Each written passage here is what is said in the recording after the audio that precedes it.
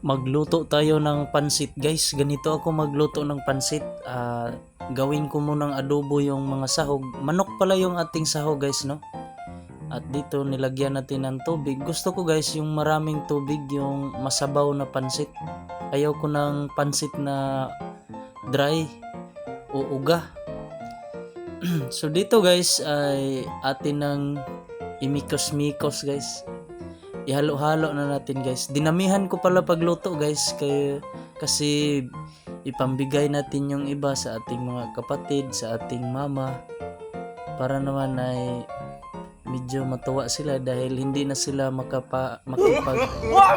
magluto ng kanilang pang-ulam ngayong gabi.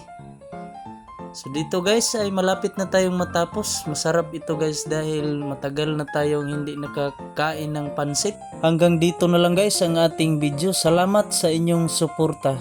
Bye bye!